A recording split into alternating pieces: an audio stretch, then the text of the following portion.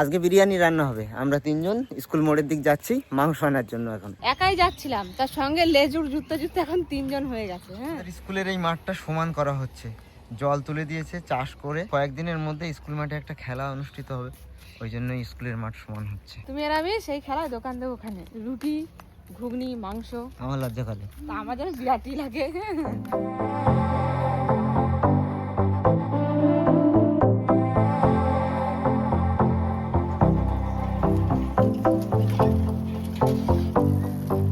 স্কুলের সময় তো এখন স্কুলে প্রচুর এখানটা ভিড় আছে। এই মোড় থেকে সামনের ওই পাশের মোড়ে যেতে হবে মাংস আনতে।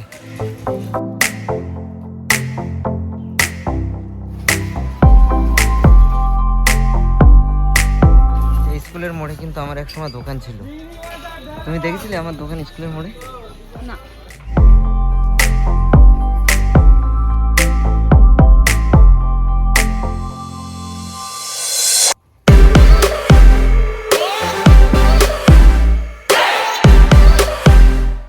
তরকারি বাদে যেদিন অন্য কিছু হয় সেদিন কি মায়ের কাছে আসিস বসতে?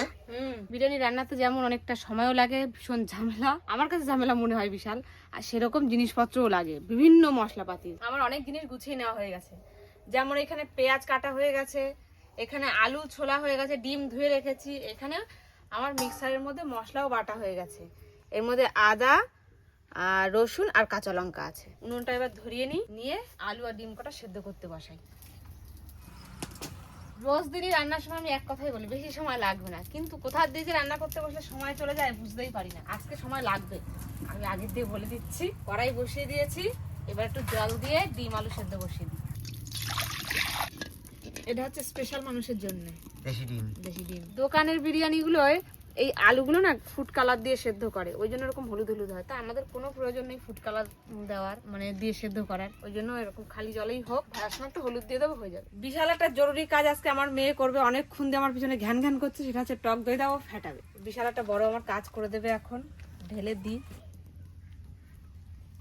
প্যাকেটের দই কি আর সেই জুতের হয়? তোমার টক দই ফেটানো যত ভালো হবে, আজকের বিরিয়ানি কিন্তু তত টেস্ট হবে। চালটা আমি আগে থেকেই ধুয়ে এখানে জলে ভিজিয়ে রেখেছি, আর এই যে মাংসটাও ধোয়া হয়ে গেছে। তা সব মাংস না লাগবে না, আমাদের অনেকটা মাংস রয়েছে, দোকানে আগে থেকে বলে রেখেছিলাম বলে বেশ 2-3টে লেগ পিস আমাকে দিয়েছে আজকে। এগুলো মেখে নি, যতটা লাগবে যে কজন মানুষ আমরা হিসাব করে সেরকম ভাবে নিচ্ছি, আর বাদ বাকিগুলো রেখে দেবো। দিয়ে পরে কিছু ভাজাভুজি পকোড়া ঠকোড়া খেয়ে নেবো। এগুলো দিয়ে রেখে দিই, এগুলো দিয়ে রাত্রিবেলা তন্দুরি করবো ওখানে, ঠিক আছে? হ্যাঁ, আর এই যে লেগ পিসের উপরের অংশ, সেটাও লেগের মধ্যেই ধরবে। রোজ দিন বাড়িতে যা মাংস রান্না করি তাতে তো যা মশলাপাতি লাগে সেগুলো তো লাগছেই, তার সঙ্গে আরো অন্যান্য মশলাপাতিও কিন্তু আজকে মাংসতে লাগবে। সব দিয়ে এখন ভালো করে মাংসটা মাখাবো। কাঁচা লঙ্কা আদা রসুন সব বাটা দিয়ে দিচ্ছি, একবারে দিয়ে দিচ্ছি। গোলমরিচের গুঁড়ো, জিরের গুঁড়ো, ধনের গুঁড়ো, সামান্য একটু হলুদ দেবো, লবণ। এবার যাবে মেন মশলা, বিরিয়ানির মশলা। এটাও একটু মাংসের মধ্যে দিয়ে দিই, তাহলে মাংসের মধ্যে একটা গন্ধ হবে, বেশ ভালো লাগবে।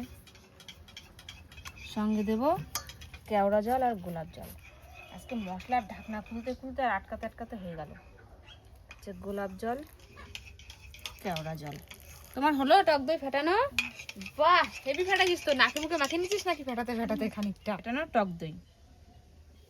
এরকম করে তো একদিন বাড়ির জন্য খাওয়ার মাংস রান্না করতে পারো। এরকম করে? হ্যাঁ, ভালো লাগবে না? আমি ঠিক জানি না, টক দই টই দিয়ে ভালো লাগবে, কিন্তু বিরিয়ানি মশলাটা বাদ দিয়ে। এবার দিয়ে দেবো তেল। আমরা খুবই স্বাস্থ্য সচেতন, তাই বিরিয়ানি খাই, কিন্তু বিরিয়ানিতে সর্ষের তেল খাই। এবার মাংসটাকে এমন সুন্দর করে মাখাতে হবে যেন শীতকালে গায়ে লোশন মাখছো তুমি। এই দেখো, কি ডিম সিদ্ধ বসাইলে ফেটে গেছে। আর গেলি আর কি করা যাবে, শ্বাস বেরিয়ে গেছে ভিতর দিয়ে। দেখো কেমন লাগছে। লেগ পিস এটাকেই সুন্দর করে তাওয়ার উপরে দিয়ে পিটোপিট ভেজে সেঁকে নাও। এভাবে থুয়ে দিলে খানিক সময় ভালো হয়। হ্যাঁ, আধা ঘন্টা 1 ঘন্টা। হ্যাঁ, এই ডিম টিম সেদ্ধ হতে হতে পেঁয়াজ বেরেস্তা ভাজতে যত সময় লাগে। ডিম আগে নামানো হয়ে গেছে, নামিয়ে খোসাও ছাড়ানো হয়ে গেছে, আলুগুলোও সেদ্ধ হয়ে গেছে, বাটিতে নামিয়ে নিই। বিরিয়ানির অর্ধেক কিন্তু হয়ে গেছে। মাংস ম্যারিনেট করা, এই সেদ্ধ করা, এসব করা মানে অর্ধেক হয়ে যাওয়া। মাংসটা রান্না করতে হবে তখন। মাংস রান্না করতে পোলট্রি মাংস কড়াইতে দেওয়ার আগে হয়ে যায়। বেরেস্তা বানাবো, বেশি করে সর্ষের তেল দেবো কড়াইতে।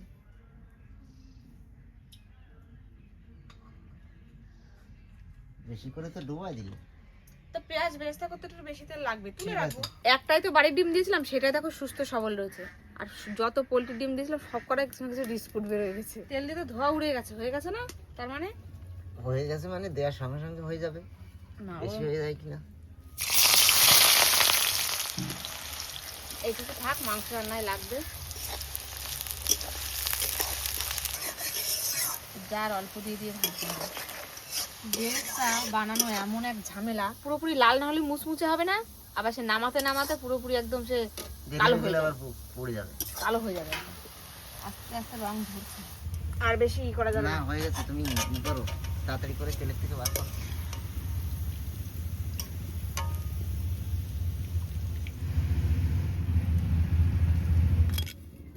হেভি কুড়মুড়ে হয়েছে, বুঝলে? তেল টানবে এখানে তো, তেল না টানলে কিন্তু কুড়মুড়ে নরম হয়ে যাবে আবার। এই মাংসের মধ্যে একটু বেরেস্তাও দিয়ে দেবো এখন। বেরেস্তা তো এখন সবাই ভাজা হলো, ওই জন্য এখনই দিচ্ছি। পরে মেয়ে আবার এর মধ্যে একটু টক দই দিয়ে দিয়েছে।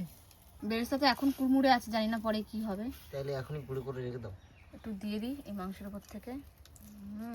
তেলের মধ্যে লবণ আর একটু হলুদ দিয়ে দেবো। এবার সেদ্ধ করে রাখা আলুগুলো ওর মধ্যে দিয়ে ভেজে নেবো।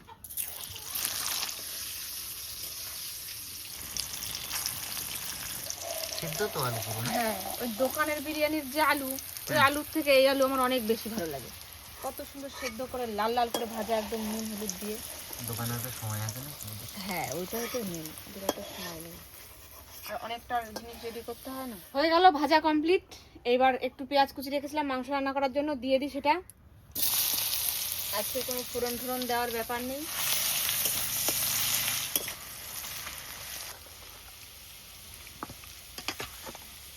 তোমার এই পেঁয়াজ কিন্তু ভাজা হয়ে গেছে। হ্যাঁ, এর মধ্যে ঢেলে দেবো এগুলো সব।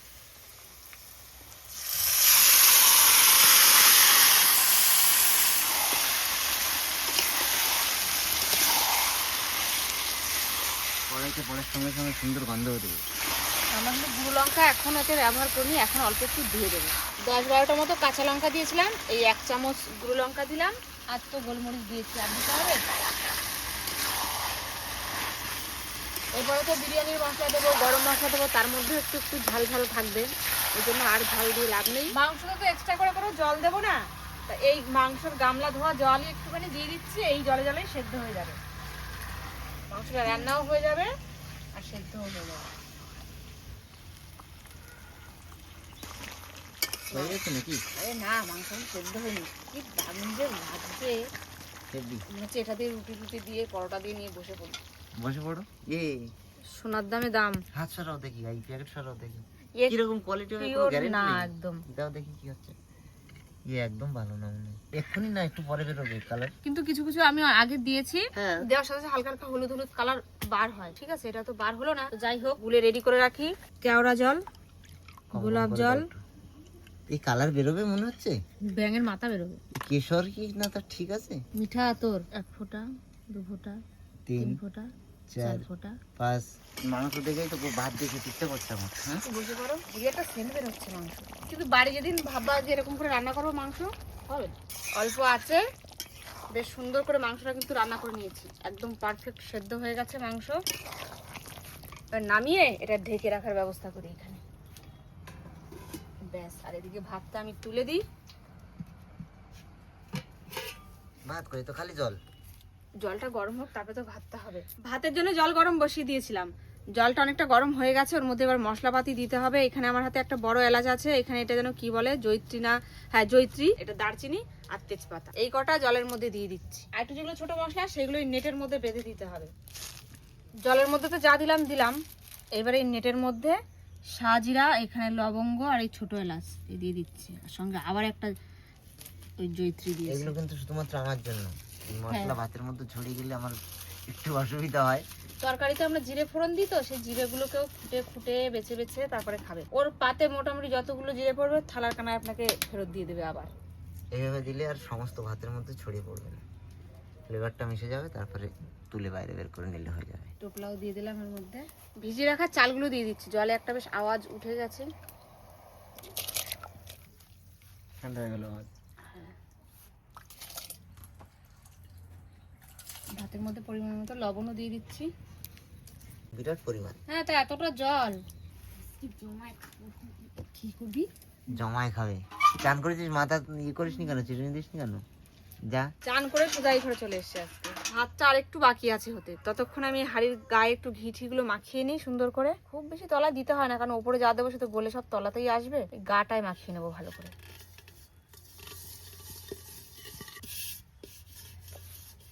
ঘি মাখানো হয়ে গেছে, এইবার তলায় অল্প কটা তেজপাতা বিছিয়ে দেবো। এই তেজপাতা দিলে কিন্তু তলায় লাগবেও না, আর এই তেজপাতার গন্ধটা ভালো করে ভাতে মিশে যাবে। ব্যাস এইটুকু জায়গাতে দিলেই হয়ে যাবে, আর লাগবে না। ভাত কিন্তু আমরা 80% মতো করে নিয়েছি সেদ্ধ, এইবার এই হাঁড়ির মধ্যে দিয়ে দিচ্ছি।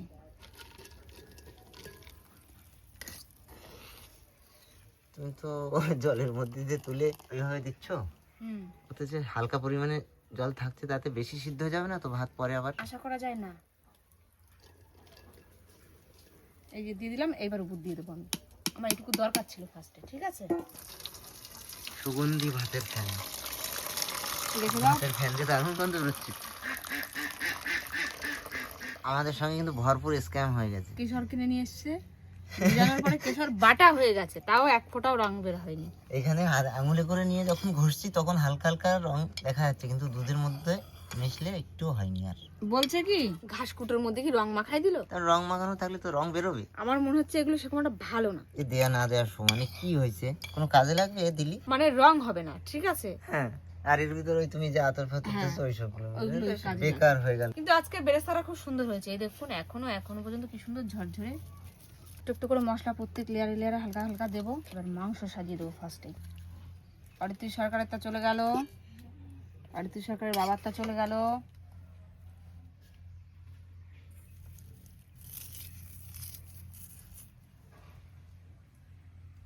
তলাটা ডিম দিলে?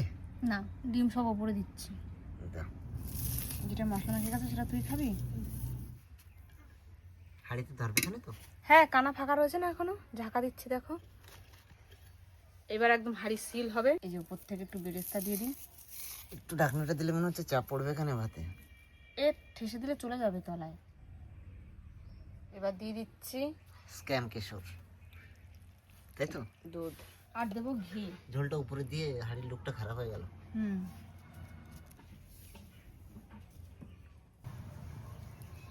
বিরিয়ানি দমে বসিয়ে দিয়ে এই শশা কেটে নিচ্ছে। আজকে একটু রায়তা বানাবো। বাড়িতে আমি প্রথমবার রায়তা বানাচ্ছি, দেখা যাক।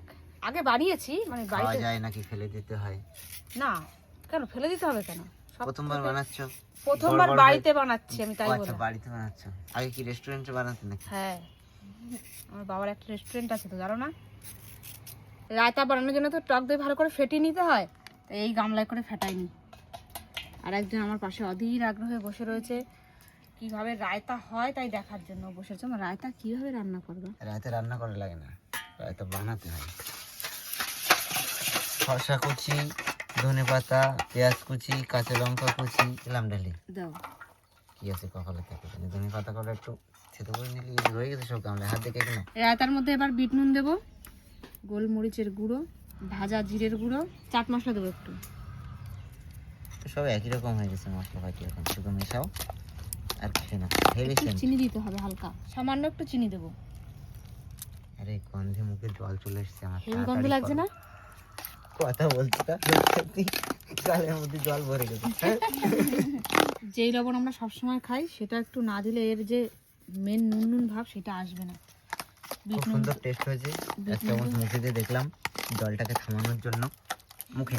আমার মেয়ে কিন্তু কোনোদিনও রায়তা খায়নি, ওর বাবা টেস্ট করছে, তাই ও বলছে আমার একটু দাও, তা খেয়ে ওর বিরাট ভালো লাগছে। না, এবার ওইটা নামাও, দেখি একটু অনেক কেমন সময় হয়েছে। হয়ে গেছে। হ্যাঁ, এই তো মনে হচ্ছে সসটা পর আজকে এই হবে।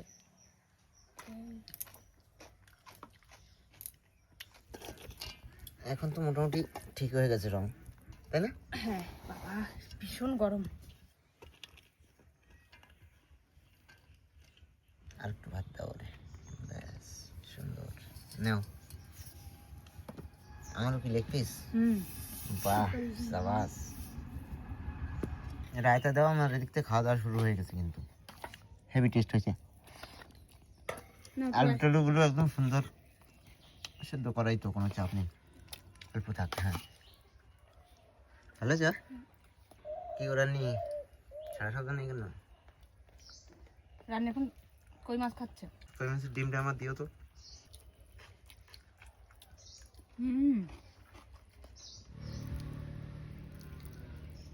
আলু তো ভাত দিয়ে মেখে খাই লোকে, তুই দেখি আলু কামড়ে কামড়ে খাচ্ছ।